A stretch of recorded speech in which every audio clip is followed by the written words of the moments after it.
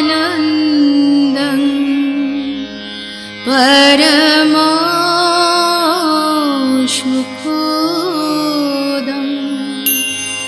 केवलं ज्ञानमूर्तिं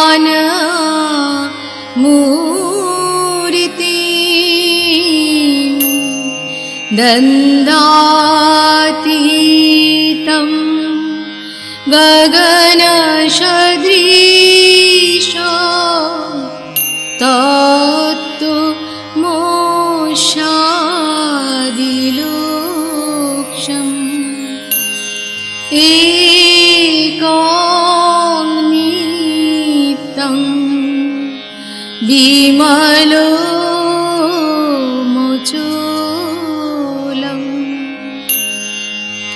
सर्वधी साक्षी भूता भावातीतं त्रिगुणरहितं सद्गुरुं त्वं नमामि।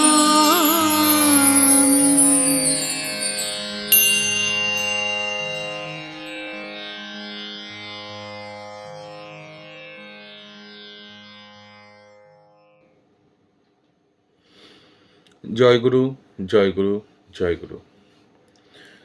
নিগম বার্তায় আপনাদের সকলকে স্বাগত জানাই। আজকের অনুষ্ঠান শুরু করার আগে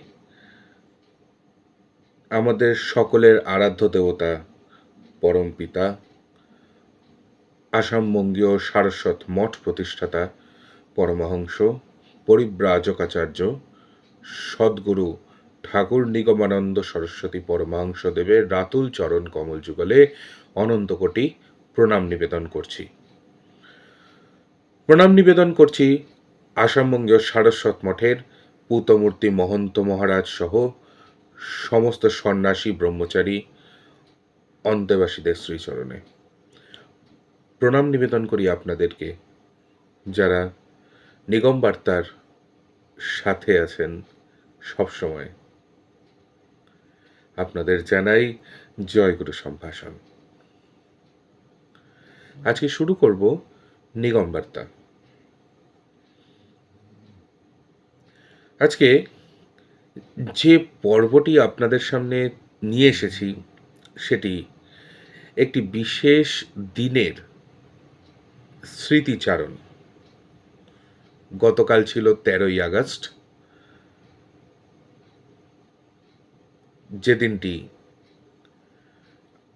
আসামবঙ্গীয় সারস্বত মঠের প্রাক্তন মহন্ত বেদান্তাচার্য তত্ত্ববাচস্পতি পরম পূজ্যপাদ শ্রীমৎ স্বামী সত্যানন্দ সরস্বতী মহারাজজির তিরোধান তিথি।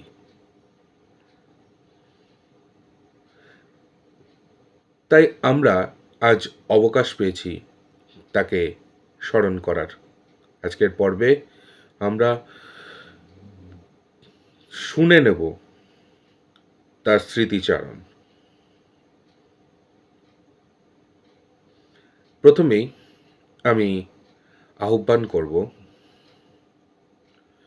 নিগম বার্তার পর্দায় সুদূর মুম্বাই থেকে পরম শ্রদ্ধেয় শ্রী মানিকলাল গঙ্গোপাধ্যায় মহাশয়কে। তার মুখ থেকে শুনে নেব স্বামীজি মহারাজের স্মৃতিচারণ।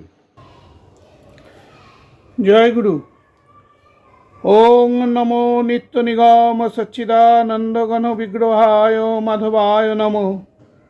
প্রথমে আমার আচার্যদেব শ্রীমৎ স্বামী নিত্যানন্দ সরস্বতী মহারাজ, গুরু পরম্পরাক্রমে তদ্গুরু শ্রী শ্রী ঠাকুর এবং জগৎগুরু মাধবকে একা আসনে একই সাথে আমার সশ্রদ্ধ প্রণাম এবং জয়গুরু সম্ভাষণ জানাই।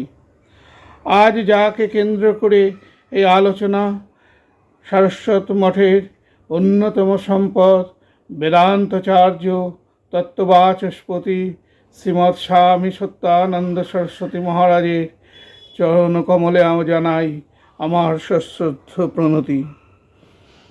নিগম বার্তায় উপস্থিত সমস্ত শ্রোতৃমণ্ডলীকে জানাই আমার সশ্রদ্ধ অভিবাদন এবং জয়গুরু সম্ভাষণ। ঠাকুর তখন আসাম মঠে অর্থাৎ কোকিলামুখ মঠে একজন তরুণ এলেন, অল্প বয়সের ছেলে এলো। সেই দেখে বড়দা ব্রহ্মচারীকে তখন বলল, বড়দা, ওই ছেলেটার উপর নজর রাখো।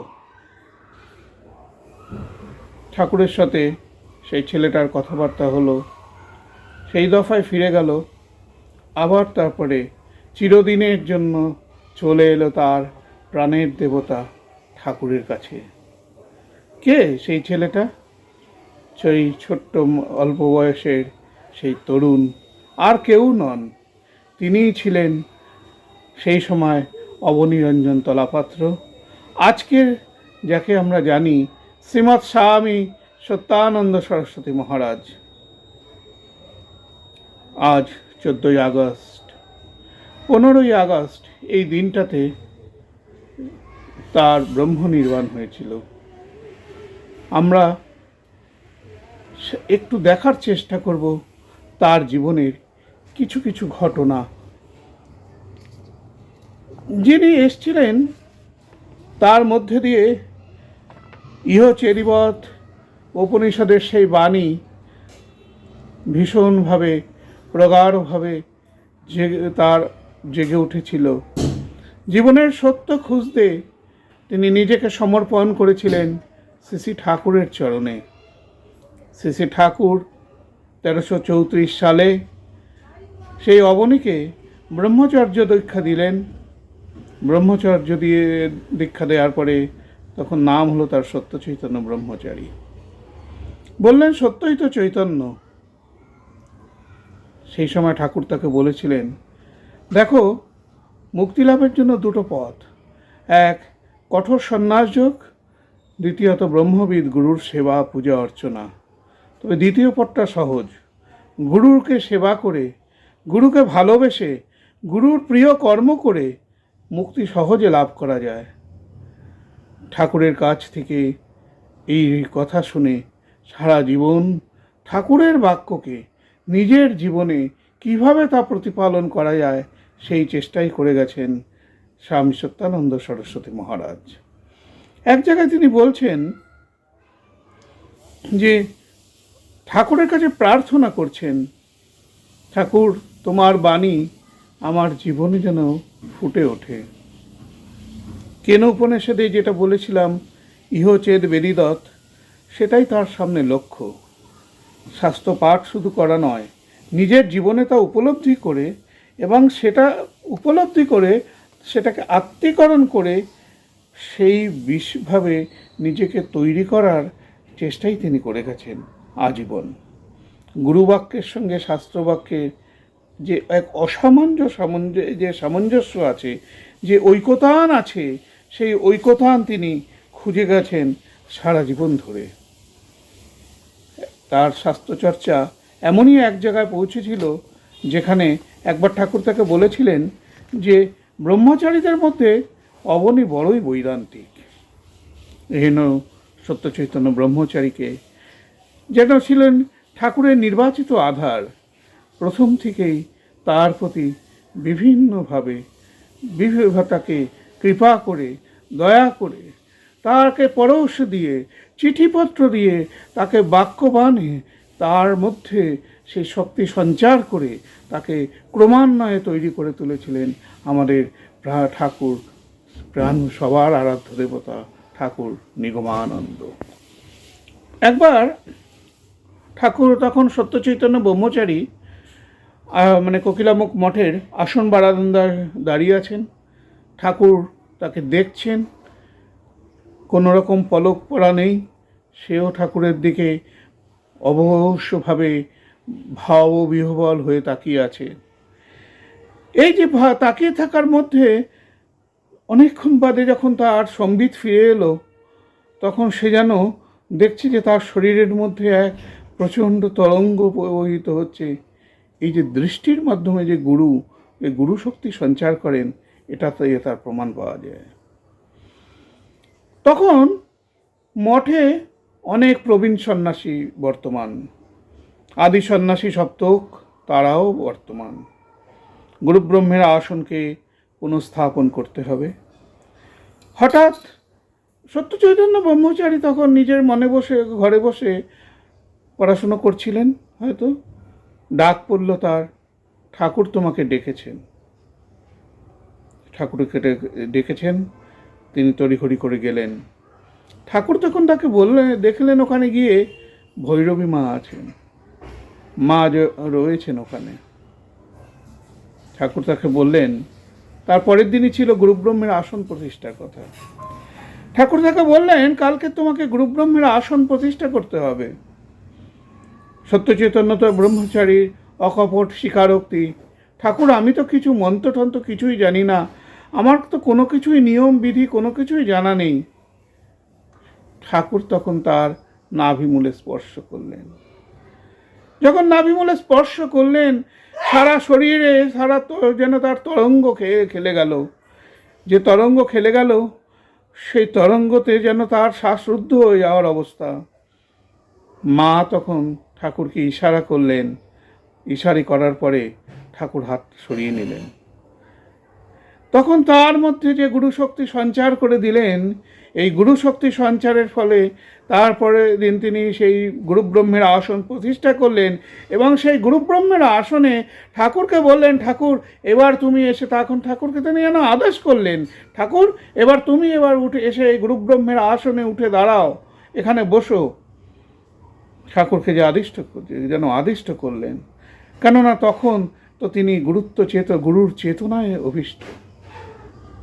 ঠাকুর চুপচাপ যেন বালকের মতন সেই তার আবদার শুনে সেই গুরুব্রহ্মের আসনে বসলেন। সাক্ষাৎ মানে নারায়ণ জ্ঞানে ঠাকুরকে সেদিন সত্যচৈতন্য পূজা করলেন। যেটা বলছিলাম, প্রথমে থেকেই যেন সত্যচৈতন্য ব্রহ্মচারী ছিলেন ঠাকুরের সেই নির্বাচিত আধার। সেবক সত্যচৈতন্যের ওপর মানে কখনো নাভিমূলে, কখনো দৃষ্টি দিয়ে, কখনো গ্রন্থিভেদের মধ্যে দিয়ে, কখনো করুণার পরশ দিয়ে, কখনো বা মস্তকে হাত দিয়ে বিভিন্নভাবে ঠাকুর তাকে কৃপা করে গেছেন এবং গুরুশক্তির সঞ্চার করে গেছেন। ঠাকুর চেয়েছিলেন এই যে এই মঠের থেকে বেদান্ত ধর্মর প্রচার এবং প্রসারের জন্য সন্ন্যাসী ব্রহ্মচারীরা তারা সমস্ত জায়গায় বেরোবেন এবং এই বেদান্ত ধর্মকে বিশ্বের আঙিনায় উপস্থিত করার জন্য সেটাই ছিল তার সংকল্প। কিন্তু কাকে দিয়ে যাবেন এই ভার? স্বামী নির্বাণানন্দ এবং স্বামীকে তিনি অর্থাৎ ঠাকুর মনের মতন করে গড়ে তুলেছিলেন, কিন্তু পরবর্তীকালে তিনি চলে গেলেন। তখন ঠাকুরের সমস্ত আশা ভরসার স্থল গিয়ে পড়লেন সত্যচৈতন্য ব্রহ্মচারীর মধ্যে। নির্বাণানন্দ চলে যাওয়ার সময় আর্যদর্পণের সম্পাদনার ভার দিয়ে গেছিলেন সত্যচৈতন্য ব্রহ্মচারীকে। ঠাকুর সেটা অনুমোদনও করেছিলেন। তখন স্বামীজি এক জায়গায় লিখছেন, যেন সমস্ত প্রবন্ধ ঠাকুর লিখিয়ে দিচ্ছেন, কেন ভেতর থেকে রাশ ঠেলে দিচ্ছে, একের পর এক সমস্ত কিছু লেখা হয়ে যাচ্ছে। এমন এক সময় গেছে, হয়তো সে সময় প্রায় অধিকাংশ প্রবন্ধ তাকেই লিখতে হতো। এটাই হচ্ছে গিয়ে গুরুর নির্বাচিত আধারে গুরু শক্তির কৃপা। যে স্বাস্থ্যচর্চাকে তিনি তার জীবনের ব্রত হিসাবে গ্রহণ করেছিলেন, যে স্বাস্থ্যচর্চার সঙ্গে ঠাকুরের সমস্ত বাণীকে, আদেশ উপদেশকে তিনি নিজের জীবনে আত্মীকরণ করেছেন। সেই স্বামী সত্যানন্দ সরস্বতীর দায়ভার যেন ছিল সারস্বত মঠ এবং কে বিশ্বের আঙিনায় উপস্থিত করা, যা কিনা ছিল ঠাকুর নিগমানন্দের স্বপ্ন। অর্থাৎ সারস্বত সাধনাকে তিনি সবার শুধুমাত্র আসামবঙ্গীয় সারস্বত মঠের মধ্যে সীমাবদ্ধ না রেখে তিনি নিয়ে গেছিলেন আপামর জনসাধারণের মধ্যে। আমরা জানি বিবেকানন্দ যেমন বনের বেদান্তকে ঘরে নিয়ে এসেছিলেন, স্বামী সত্যানন্দ মহারাজ সেরকমভাবে এই বেদান্ত এবং আমাদের সমস্ত শাস্ত্র যাকে সঙ্গে আমাদের ঠাকুরের যে এক মেলবন্ধন, যে ঐকতান, এই ঐকতান তিনি নিয়ে গেছিলেন বাংলার সারস্বত সমাজের মধ্যে। তাই তো যখন দেখা যায় যে কোনো অনুষ্ঠানে, যে কোনো তৎকালীন যে সমস্ত মঠ মিশন বড় বড় বা যে কোনো অনুষ্ঠানে যেখানেই যাও সেখানেই তখন একজনেরই সমাদর খুবভাবে ছিল। তিনি ছিলেন আর কেউ নয়, তিনিই হলেন স্বামী সত্যানন্দ সরস্বতী মহারাজ। তার পাণ্ডিত্য এবং তার জ্ঞান এতটাই উচ্চমানে পৌঁছেছিল যে বাংলার ভাটপাড়া এবং ভাটপাড়ার পণ্ডিত সমাজ তখন তাকে বেদান্তাচার্য এবং তত্ত্ববাচস্পতি উপাধিতে ভূষিত করেছিলেন। আপনারা সবাই জানেন আমরা সারস্বত মঠ, আমরা শঙ্করাচার্যের শৃঙ্গেরি মঠের অনুগামী। সেই শৃঙ্গেরি মঠের থেকে একবার এসেছিলেন ভারত বিখ্যাত বেদান্তবিদ গুরু কাঞ্চিপুরম কামকোটি পীঠাধীশ জগৎগুরু শঙ্করাচার্য সেই সময় এসেছিলেন কলকাতায়। তাদের সঙ্গে সেখানে দেখা হয়েছিল, স্বামী সত্যানন্দ মহারাজ তার সঙ্গে দেখা করেছিলেন এবং তার স্বামী সত্যানন্দ মহারাজের সঙ্গে উপস্থিত ছিলেন ভট্টপাড়ার বিশিষ্ট কয়েকজন পণ্ডিত লোক। সেই পীঠা জগৎগুরু ছিলেন শ্রীমৎ জয়েন্দ্র সরস্বতী শঙ্করাচার্য। এখন সেই শঙ্করাচার্যের সাথে ঠাকুর স্বামী সত্যানন্দ মহারাজের অনেকটাই আলোচনা হয় এবং এই আলোচনায় তিনি বলেন যে ঠাকুরের যে এই যে বেদান্ত শিক্ষাকে কিভাবে তিনি সমগ্র বাংলায় প্রসার করার চেষ্টা করছেন সে সমস্ত দিয়ে, এবং শঙ্করাচার্য এতে খুবই খুশি হন, আনন্দিত হন। কেননা বেদান্ত ধর্মর প্রচার এবং প্রসারই ছিল ঠাকুরেরও মূল লক্ষ্য। এবং যেহেতু আমরা শঙ্কর নামা সন্ন্যাসী সম্প্রদায়ের অন্তর্ভুক্ত, তাই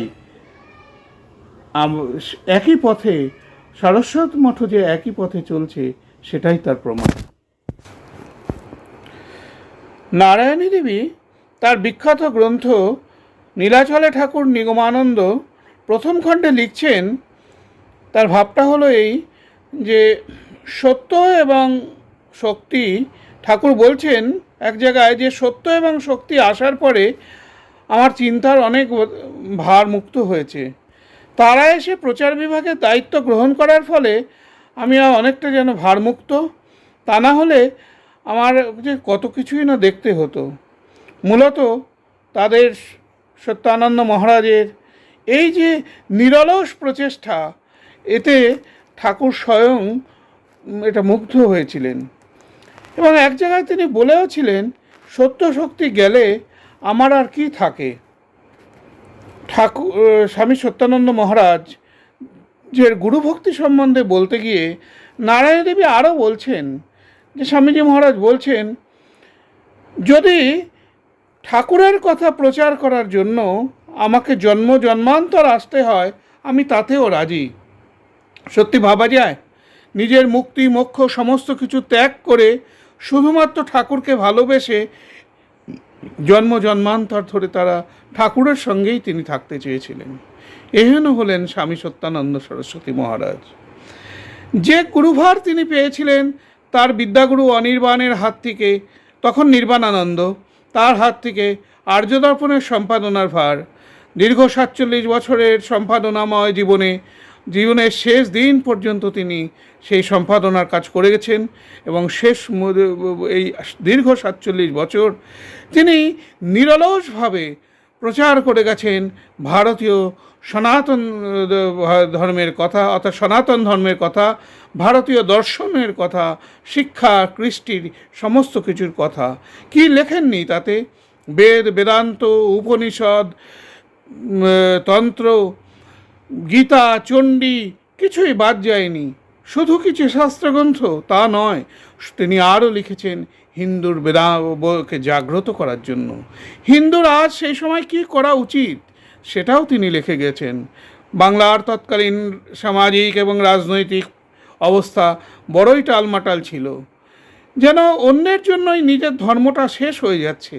এই ভ্রান্ত ধারণার থেকে মুক্ত করার জন্য রচনা করেছিলেন আর্য দর্পণের পাতায় পাতায় হিন্দু বোধন বলে, পরবর্তীকালে যা কিনা হিন্দু বোধন নামে 4টে ছোট পুস্তিকা নামে যেটা প্রকাশিত হয়।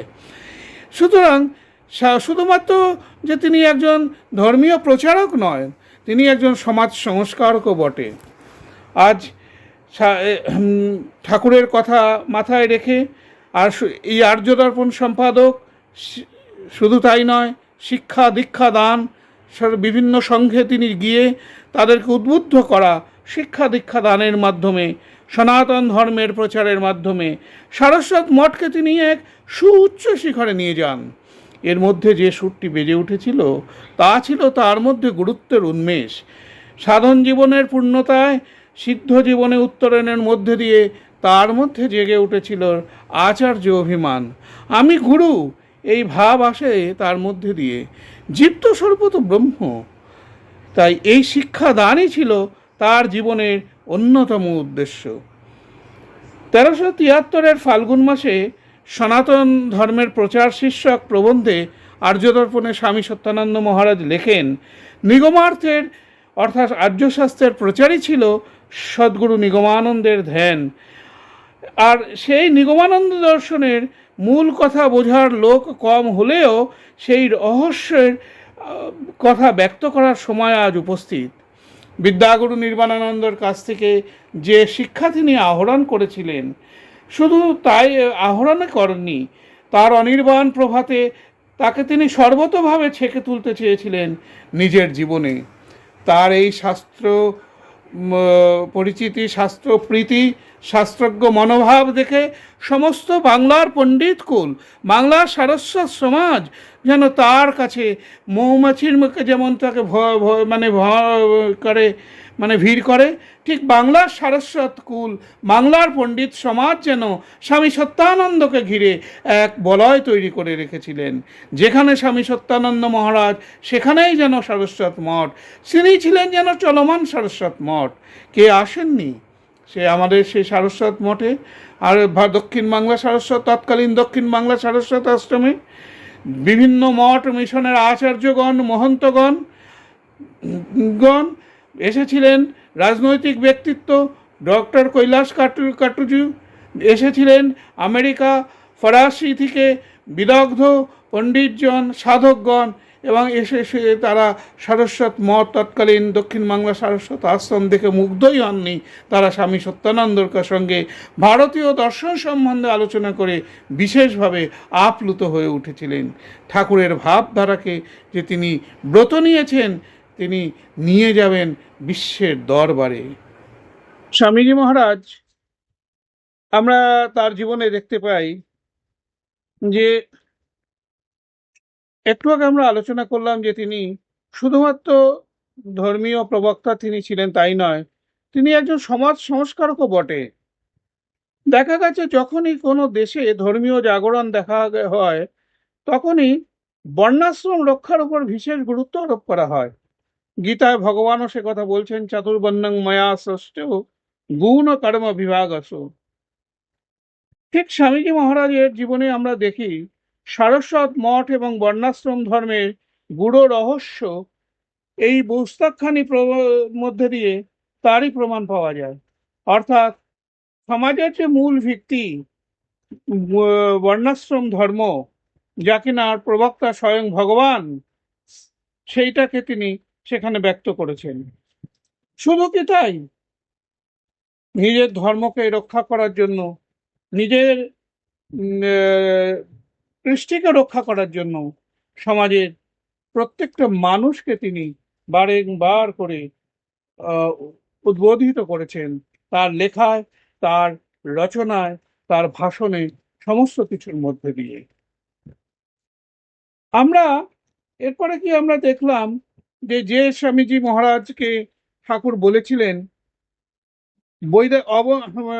ব্রহ্মচারীদের মধ্যে অবনী বড় বৈদান্তিক, আবার সেই ব্রহ্মচারীকে তিনি পাঠিয়েছিলেন একবার বগুড়ায়। বগুড়ায় যখন পাঠালেন, তার উদ্দেশ্য ছিল একটাই, সেখানে কিছু ভক্তি ভাব তার মধ্যে জাগুক এবং সে প্রেম ভক্তির আলোকে তিনি উদ্ভাসিত হন। পরবর্তী জীবনে আমরা দেখলাম স্বামী সত্যানন্দ মহারাজের মধ্যে, তার হাতে থেকে আমরা পেলাম ভক্তমালের ভক্তচরী। তার বাইরেটা ছিল বজ্রের মতন কঠিন, কিন্তু ভিতরটা ছিল ফুল, একদম কুসুমাস্তীর্ণ। ঠাকুরের এই যে মানে বেদান্ত ভিত্তিক শঙ্করের বেদান্ত জ্ঞান এবং গৌরাঙ্গ মহাপ্রভুর প্রেম ভক্তির আলোকে এই তত্ত্বটাকে তিনি খুব সুমধুরভাবে তিনি প্রচার করে গেছেন সবার মাধ্যমে।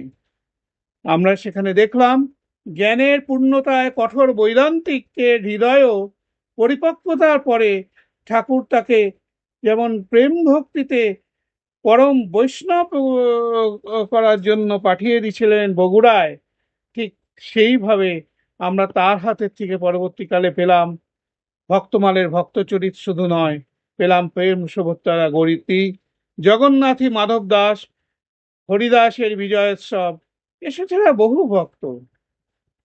শুধু কি তাই, এক জায়গায় বাগদেবী ব্রজেশ্বরী দেবী বলছেন যে তিনি ঠাকুরের শিষ্য ছিলেন। বলছেন স্বামীজি মহারাজকে তিনি কিছু বৈষ্ণব পদাবলী শোনাতেন, তাতে একটা জায়গায় লাইনটা এরকম ছিল যে মানে কৃষ্ণ ভক্তের রান্না আর কি করবে, সে রান্না করতে গেলেই তখন কৃষ্ণের বাঁশি শোনে, সেইখানে গিয়ে হলুদ পিষতে গিয়ে নিজের আঙুল পিষে ফেলে। যখন সে নিয়ে গান করে এটা বলছেন স্বামী সত্যানন্দ মহারাজ, তখন বলছেন কি বললে আবার বলো। বলে আঙুল পিষতে হলুদ পিষলো, বলে নিজে এই আঙুলটাকে দেখিয়ে আর মানে ওই জাঁতা দিয়ে যেমন দিয়ে পেশে সেটাকে দিয়ে এরকম মানে দেখিয়ে উনি বলছেন এইভাবে, বলতে নিজে হাঁ করে কাঁদতে শুরু করলেন। বাগদেবী ব্রজেশ্বরী দেবী লিখছেন, কি অসাধারণ দৃশ্য দেখলাম, জীবনে কোনোদিন ভুলবো না, যতদিন বেঁচে থাকবো। এই সত্যদার এই দৃশ্য কোনোদিন ভোলার নয়। ঠাকুরের যে ইচ্ছে ছিল যে বেদান্তবিদ গুরুর বিকাশ এবং প্রকাশ, সে সম্বন্ধে বলতে গিয়ে স্বামীজি বলেন যে মঠের সেবকগণ একদিন জগৎগুরু আচার্যের আসন গ্রহণ করবে, এটাই ছিল সদ্গুরু নিগমানন্দ দেবের সংকল্প। তাই আর জগৎগুরুর সংকল্প, জগৎগুরুর আসন প্রতিষ্ঠার মূলেও ছিল এই সংকল্প, এবং এখান হইতেই জগৎগুরু শঙ্করাচার্যের আবির্ভাব। এই কারণে গোলে হরিবল দেওয়ার জন্য সারস্বত মঠের প্রতিষ্ঠানের উদ্দেশ্য নয়। বেদান্তবিদ গুরুর মানে হচ্ছে যিনি পরম্পরাক্রমে বেদান্ত শাস্ত্রসমূহকে অধ্যয়ন করে নিজ জীবনে সুপ্রতিষ্ঠিত করে, যা তিনি তার পরম্পরাক্রমে সবার মাধ্যমে এটা দিতে পারেন।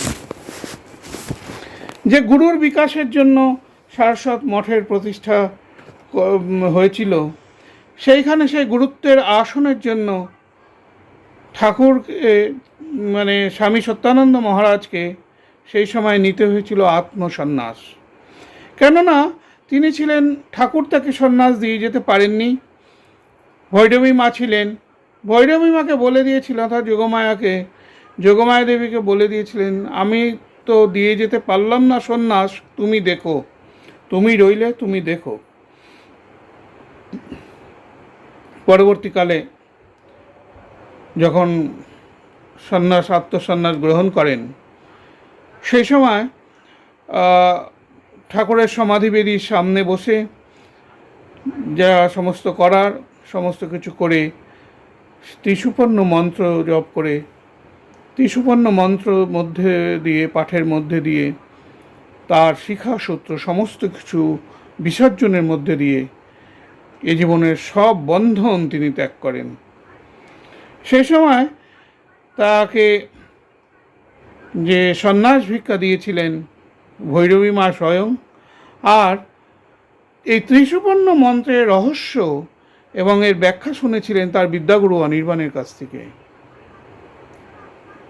সবচেয়ে বড় কথা হচ্ছে যে এই যে সন্ন্যাস গ্রহণ এবং যে তিনি তখন গুরুর আসনে প্রতিষ্ঠিত হয়েছিলেন, তখন তার কাছে দীক্ষাদানের ক্ষমতা যখন আসে, তখন এটা যে ঠাকুরের অনুমোদনও ছিল সেটা আমরা জানতে পারি পুরীর এক পিপলি বলে জায়গা আছে, সেখানকার এক ভক্ত গোবিন্দচন্দ্র পট্টনায়কের একটা চিঠির মধ্য দিয়ে। তিনি ঠাকুরকে মানে কিছু ব্যক্তিগত সমস্যার একটু জেরবার ছিলেন, ঠাকুরের কাছে জানাচ্ছেন কি করবেন। ঠাকুর তাকে স্বপ্নে দেখা দিয়ে বলেন, তুমি হালি শহরে যাও, ওখানে সত্যানন্দ আছে, তার মধ্যে আমার শক্তি সঞ্চারিত আছে এবং ওখানে আমার চরণামৃত রাখা আছে, তুমি সেটা যাও, নাও, তাহলে তোমার সব ঠিক হয়ে যাবে। তিনি জানেন না যে সত্যানন্দ বলে কে আছে। প্রচার বিভাগে চিঠি লিখলেন, পরবর্তীকালে জানলেন যে এই ব্যাপার,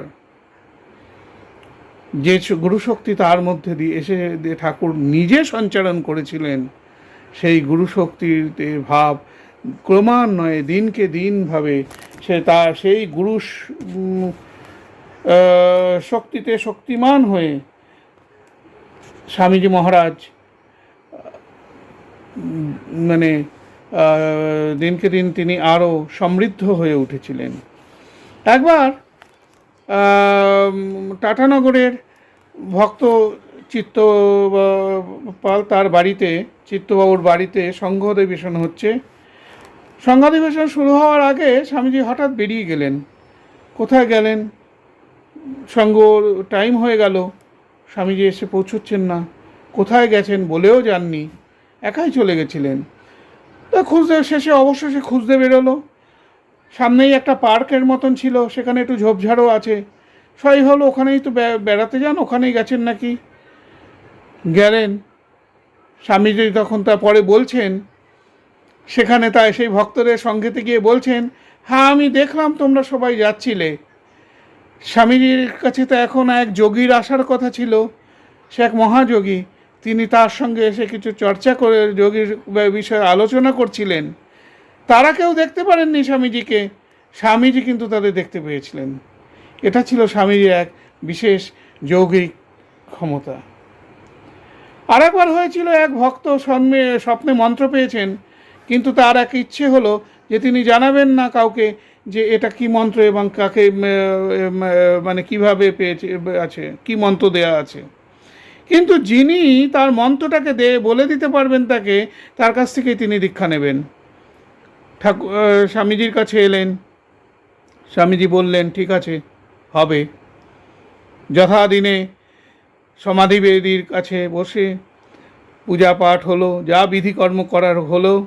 হওয়ার পরে বললেন, এবার চোখ বন্ধ করো। চোখ বন্ধ করলেন, পরে বললেন আবার চোখ খোলো। চোখ খুলে সমাধি বেদির ওপরে সেই মানে রক্তাক্ষরিতে, লাল রক্তাক্ষরিতে সেই মন্ত্র জল করে দেখলেন সেই ভক্ত। লুটিয়ে পড়লেন স্বামী সত্যানন্দ মহারাজের পায়ে, চরণে। তো এই ছিলেন তার স্বামী সত্যানন্দ মহারাজ। ঠাকুরের ধ্যানে, ঠাকুরের ভাবে তিনি এতটাই তন্ময় হয়ে থাকতে পেরেছিলেন, তার জন্যই তিনি ঠাকুরের কাছে এই প্রার্থনা করেছিলেন যে, ঠাকুর তুমি যেমন তোমার যোগীগুরু সুমেরু দাসজির কাছে যোগীগুরু গ্রন্থের উৎসর্গপত্রে প্রার্থনা জানিয়েছিলে যে অন্তিমে তিনি যেন তার চরণাশ্রিত শিষ্যভক্তদের নিয়ে পদপ্রান্তে মিলিত হতে পারেন, তদ্রূপ আমিও যেন সদ্গুরু নিগমানন্দের পদপ্রান্তে মিলিত হতে পারি আমার সমস্ত শিষ্য ভক্তদের নিয়ে।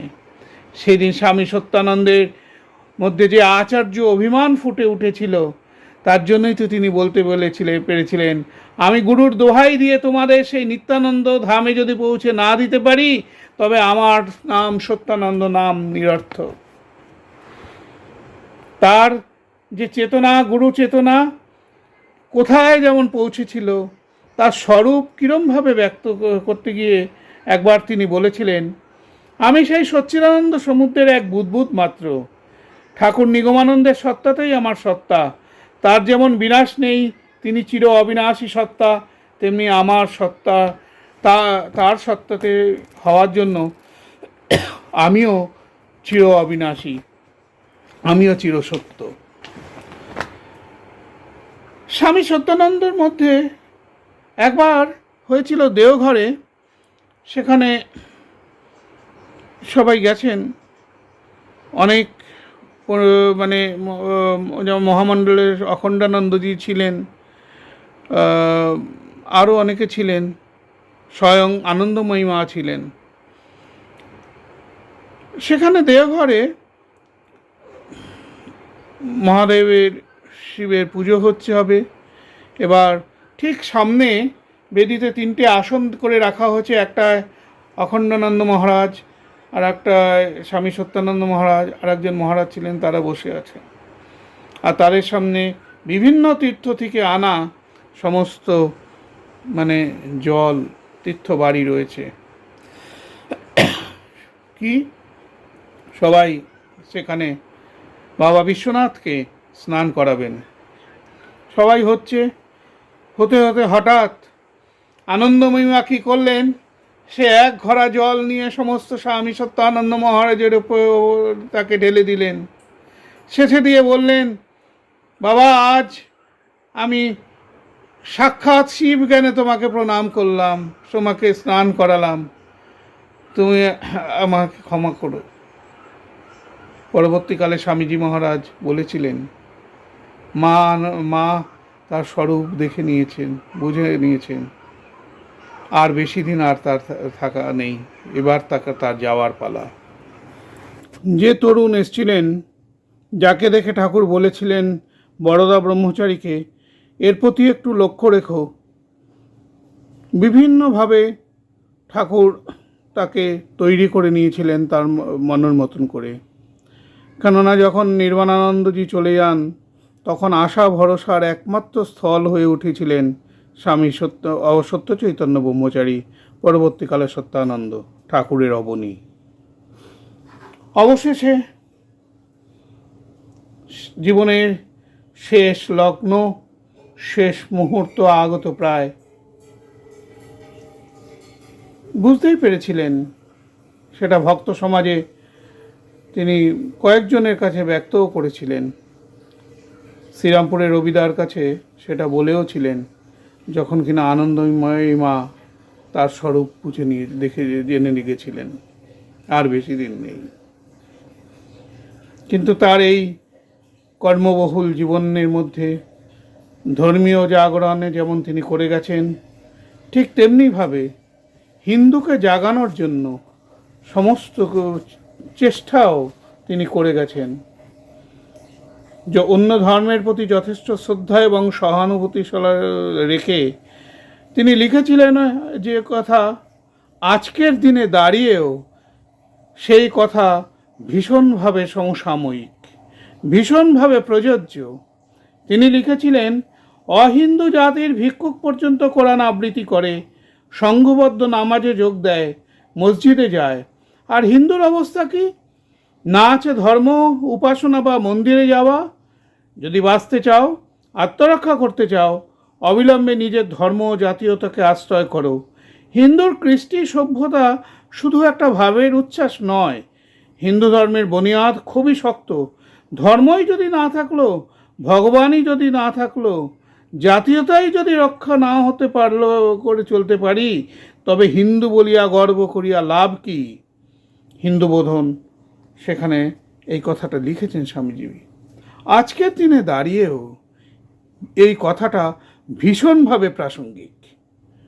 তার জন্য যদি দেখা হয় যে সমসাময়িক যুগে স্বামী সত্যানন্দের অবদান, তাহলে বলতে হয় স্বামী সত্যানন্দ মহারাজ যে ধর্মীয় জাগরণের শুরু হয়েছিল রামকৃষ্ণ বিবেকানন্দের সময় থেকে স্বামী সত্যানন্দ মহারাজের মধ্যে দিয়ে, সেই ধর্মীয় জাগরণ যেন এক নতুন মাত্রা পেয়েছিল। তিনি চেয়েছিলেন নারী শিক্ষাকে ভীষণভাবে জোর দিতে। তার জন্যই আমরা দেখতে পাই যে বিভিন্ন মহিলাদের তিনি শিক্ষার উপরে ভীষণ গুরুত্ব দিয়েছিলেন। নিবেদিতা ছিলেন তার কাছে এক আদর্শ বিদুষী নারী। যা হোক, জীবনের শেষ লগ্নে উপস্থিত হইলেন। দিনটা ছিল 15ই আগস্ট 1977 সাল, বাংলা 1384, 29শে শ্রাবণ। 15ই আগস্ট ভারতবর্ষের স্বাধীনতার দিবস। আর ঠিক সেই দিন ব্রাহ্ম মুহূর্তে ছিল, সেদিন রোববার, মহা অমাবস্যা। রাত পঞ্জিকার নিয়ম অনুযায়ী সেদিন রাত 3টে নাগাদ অমাবস্যা ছেড়ে যাবে। শুক্লা প্রতিপদে রাত্রি 3:18 স্বামী সত্যানন্দ মহারাজ তার চির আরাধ্য দেবতা ঠাকুর মহারাজের হাত ধরে চলে গেলেন নিত্যলোকে। যাওয়ার আগে, কয়েকদিন আগে, হালি শহরের ভক্তপ্রবর সচিপতি নাগ গেছিলেন সেখানে। আগে সব অগণিত ভক্ত, তারা দীর্ঘ 22 দিন কলকাতার মেট্রোপলিটন হসপিটালে যেতেন, খবর নিতেন। সেই সময় তারা গেলেন, দরজা বন্ধ করা ছিল, ভেজানো ছিল, অল্প ফাঁক করে দেখতে পেলেন জ্যোতির্ময় মূর্তিতে ঠাকুর দাঁড়িয়ে আছেন খড়ম পায়ে। বুঝেছিলেন আর বেশি দিন নেই। স্বামীজি মহারাজকে ওই দীর্ঘ 22 দিন যে নার্স, অর্থাৎ মেট্রন, প্রধান নার্স যিনি, তিনি সেবা করেছিলেন, তিনি হঠাৎ তার কাছে কামাতর প্রার্থনা করে বসেন, বলেন, আমার একটা কিছু গতি করে দিন। স্বামী সত্যানন্দ মহারাজ তার ইচ্ছাকে অপূর্ণ রাখেননি, তিনি তাকে দীক্ষা দিয়েছিলেন। 14ই আগস্টের মাঝরাতে, হয়তো সেদিনও অনেক জায়গায় পতাকা উত্তোলন হয়েছিল, ভারতবর্ষের স্বাধীনতার পতাকা। আর কিছুক্ষণ পরে সূর্যের রঙিন আভা উদয়িত হবে, স্বাধীনতার সূর্য উঠবে। দেশ তখন স্বাধীনতার আনন্দে মেতে উঠেছে। স্বামী সত্যানন্দ সরস্বতী মহারাজ, তিনিও সব বাধা ছিন্ন করে, সব বন্ধন ছিন্ন করে স্বাধীন মুক্ত রাজ্যে চলে গেলেন তার গুরুর হাত ধরে সেই নিত্যলোকে। শাস্ত্রে আছে, গুরু লোপ ন বক্তব্য। গুরুর কখনো বিনাশ হয় না। স্থূলদেহে স্বামী সত্যানন্দ মহারাজ আজ নেই, এ কথা সত্য, কিন্তু সবার হৃদয়ে জ্ঞানের বিমল জ্যোতি জ্বালিয়ে সবার মধ্যে তিনি সত্য সুন্দর সত্যানন্দ হয়ে সবার মধ্যে বিরাজ করছেন। শুধু তাকে চেতনায়, তাকে তার ধ্যানে, তার সেই জ্ঞানে, তাকে খালি একটু উপলব্ধি করা, তাকে চিন্তন করার আবশ্যক। তাহলে আমরা হয়তো বুঝতে পারব তার অব্যক্ত কথা, তার অব্যক্ত ভাষা, তার অব্যক্ত ইচ্ছা, সমস্ত কিছু দিয়েই আমরাও তার সেই সত্য সুন্দর সত্যানন্দের স্বরূপ জানতে পারব। জয় গুরু, জয় গুরু, জয় গুরু। এতক্ষণ শুনলেন শ্রদ্ধেয় মানিকলাল গাঙ্গুলি মহাশয়ের কাছ থেকে স্বামীজি মহারাজের নানান কথা।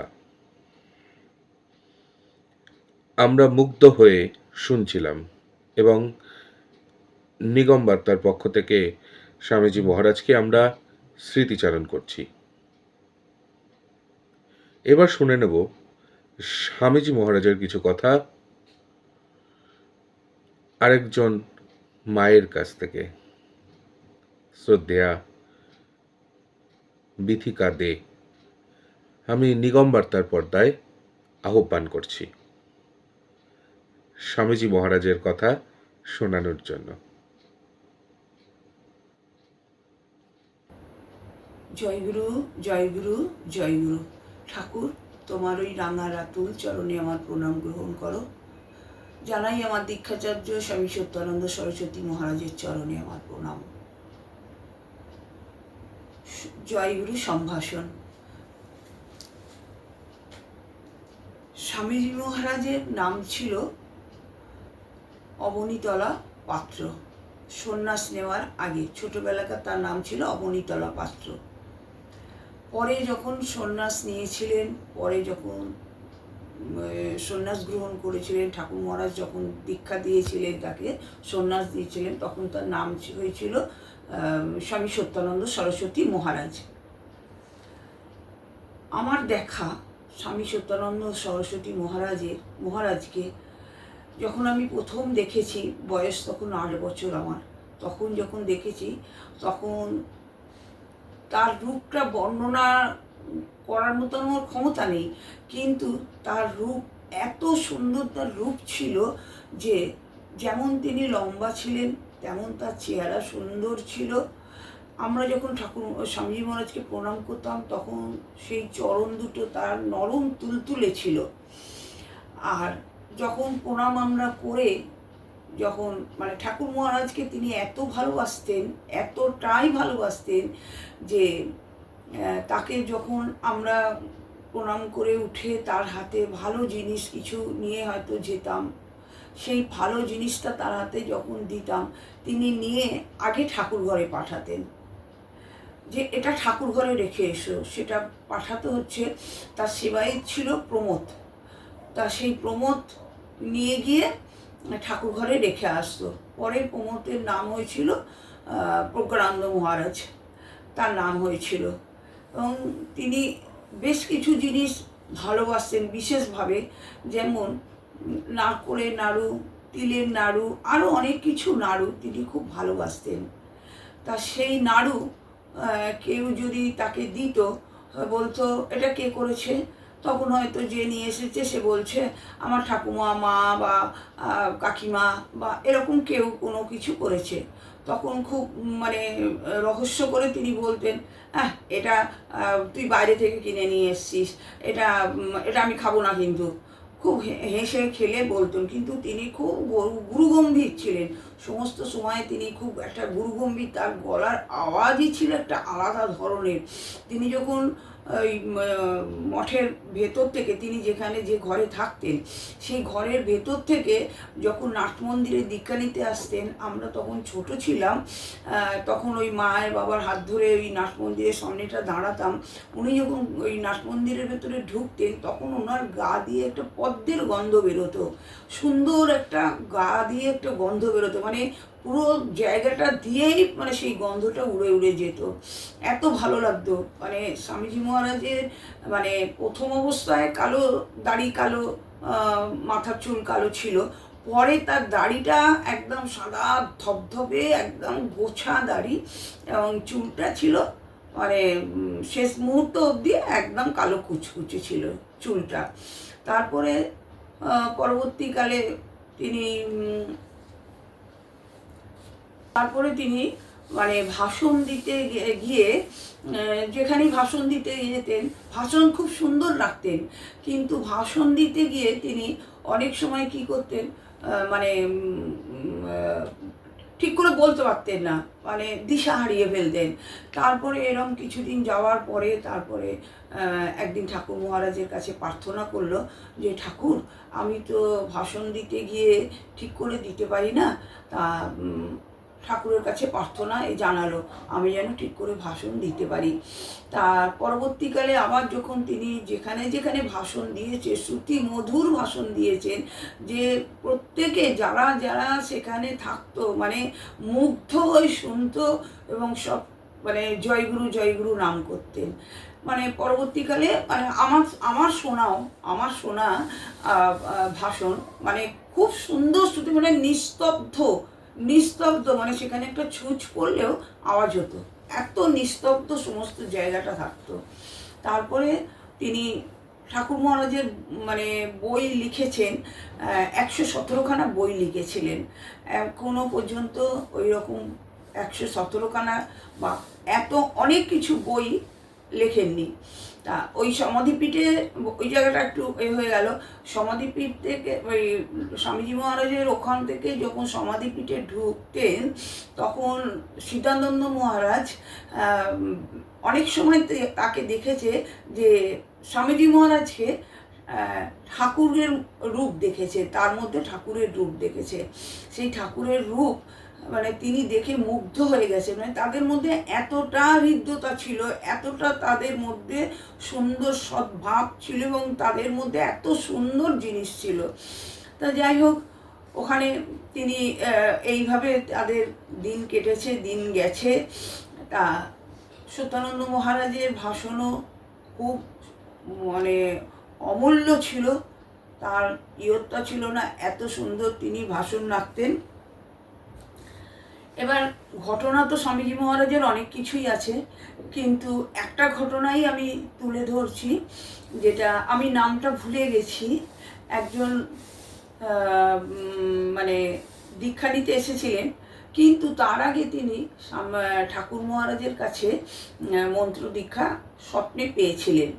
তো অনেক জায়গা গেছিলেন, গিয়ে তার মনোমতো কোথাও হয়নি। তখন তিনি হালিশহরের খবর পায়। হালিশহরের খবর পাওয়ার পরে তখন তিনি হালিশহরে আসেন। হালিশহরে এসে স্বামীজি মহারাজকে দেখে খুব মুগ্ধ হয়ে গেছিলেন এবং তার কাছে সমস্ত কথা বলেছিলেন, যে তিনি কিভাবে স্বপ্নে দীক্ষা পেয়েছিলেন, কিভাবে কি হয়েছিল, তিনি সমস্ত কথা বলেছিলেন। বলার পর বললো তাহলে তুমি এই দিনে চলে এসো। তা তখন তিনি বললেন আমি আসতে পারি, কিন্তু ঠাকুর মহারাজ আমাকে যে দীক্ষা দিয়েছে, যে মন্ত্র দিয়েছে, সেই মন্ত্রটাই আমাকে দিতে হবে। তা তখন স্বামীজি মহারাজ বলেছেন যে ঠিক আছে তুমি এসো। তখন তিনি গেছেন, যে দিনটা ওনাকে দেওয়া হয়েছিল সেই দিনে উনি গেছেন। যাওয়ার পরে তারপরে গঙ্গায় স্নান টান করে এসে নতুন বস্ত্র পরে স্বামীজি মহারাজ ওপর থেকে নেমে এসে সমাধিপীঠের মধ্যে বসেছেন এবং তাকে নিয়েই বসেছে, যিনি দীক্ষা নিতে এসেছিল তাকে নিয়েই বসেছেন। বসার পরে বলেছে তুমি চোখ বুজাও। চোখ বুজিয়েছে, বলেছে আমি যখন খুলতে বলবো তখন তুমি খুলবে। তারপরে চোখ বুঝাবার পরে কিছুক্ষণ পরে স্বামীজি মহারাজ বলছে এবার চোখ খুলে দেখো। তখন ওই সমাধিপীঠের গায়ে তখন রক্তচন্দনে লেখা তার যে মন্ত্র ঠাকুর মহারাজ দিয়েছিলেন, সেই মন্ত্র ফুটে উঠেছে।